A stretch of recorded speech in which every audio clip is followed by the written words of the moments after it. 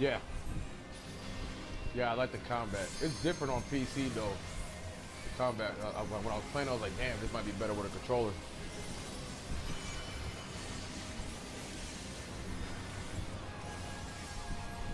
Yeah, it is harder to grasp. That type of game I need a controller for.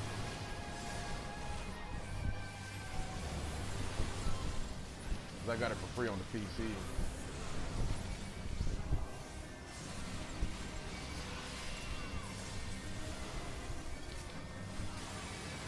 I'm gonna get it eventually. I'm not getting it on release just for the fact that I don't like their ploy on how you got to get all the DLC content. You got to pre-order the game at 7 different locations to get everything that you for the game.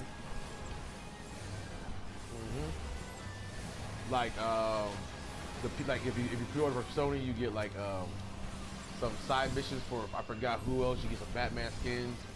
But if you don't order from GameStop, you won't get the DLC from them.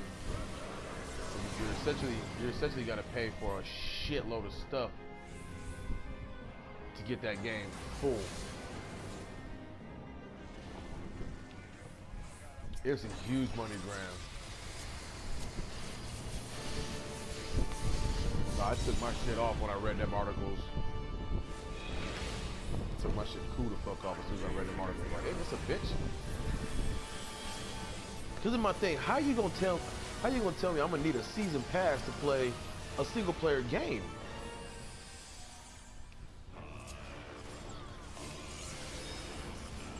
Because even The Witcher got a season pass, but you get 60 free DLC and the game comes with 200 plus hours.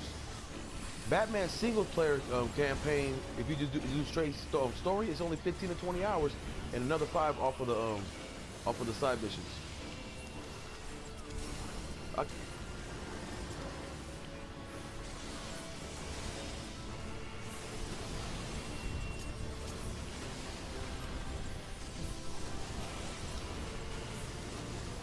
Yeah, that game alone, you really don't need anything else.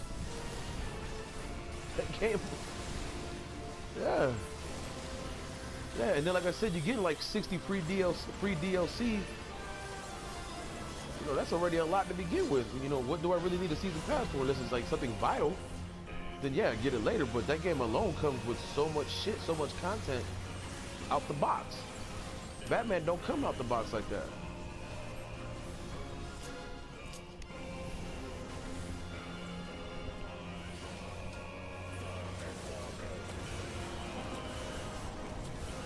Right.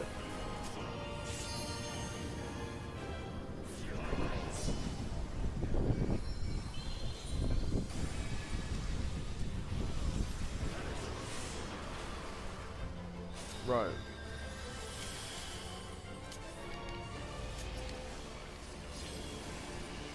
Yeah, pretty much. I know what's it called.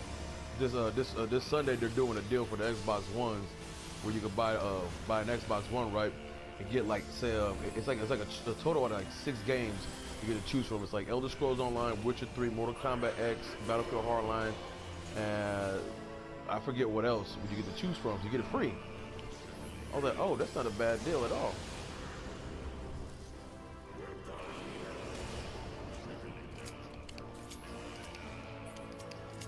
I think that's the dumbest thing in the world. It's got its pros and it's got its cons, man. And a lot of people only see the pros. The pros are, yeah, you get to play your old school games. That's great. The cons is they just took resources away from developing the future of that console. Now you got to make sure. Exactly. A lot of people aren't. So now you got to worry. Now you got to worry about them having to keep servers up for the old school shit and keep servers up for the new school shit. Then you just took man hours away from guys who could be developing some new features, who you are putting on a team now to put features up for the old school stuff. You technically took a step back. You feel what I'm saying? PlayStation now, okay, yeah, they got a subscription, but it's still future proof. Why? Because you don't need backwards compatibility. It doesn't take away from the PlayStation 4. On top of that, you can play those games on a TV without having a PlayStation 4. You can play it on your tablet without having a PlayStation 4. You know what I'm saying? So it doesn't take away resources to try to keep up with stuff that is in the past. Right.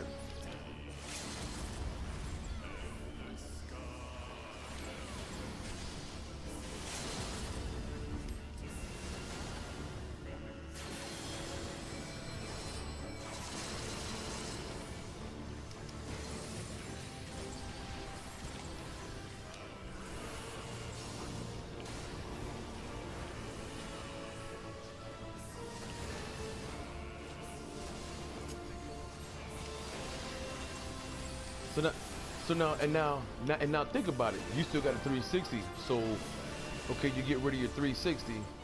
Now you can play it on your Xbox, right? Now you just took up more hard drive space. You see what I'm saying?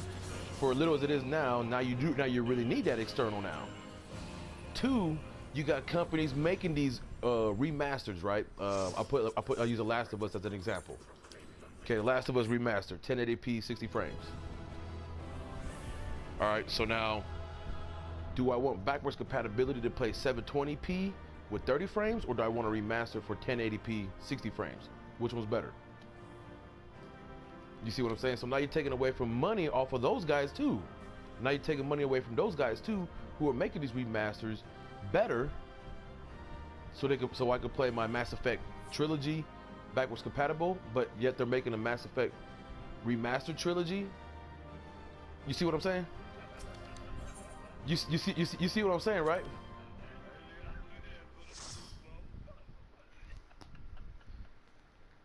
I know every now and then it sounds like I'm hating, but I think about these things ahead of time. I'm like,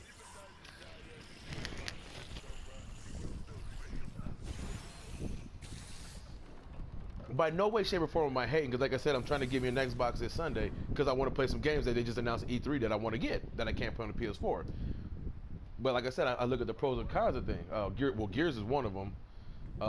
Elite Dangerous that I play on the PC. I play that on PC and I want to play it on the Xbox. They got this game called Action coming out. Ion is coming out on the Xbox. So I think now it's time to get an Xbox.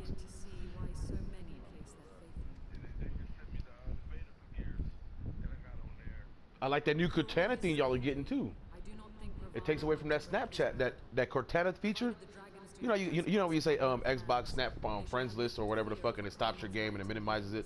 Well, that Cortana thing takes away from that stuff, and it just puts it up on the top left-hand screen, and it doesn't take away from your gameplay. It just does it. So that's what I'm saying. I think now it's time to get an Xbox. Now they're actually playing for the gamers, not this TV shit. I'm glad E3 was for Xbox was pure games and not TV. They showed a major change. Like I said, I know it sounds like I hate every now and then, but sometimes some of the things I think about, I'm like, like the whole backwards compatibility thing, I'm like, that's not a good idea.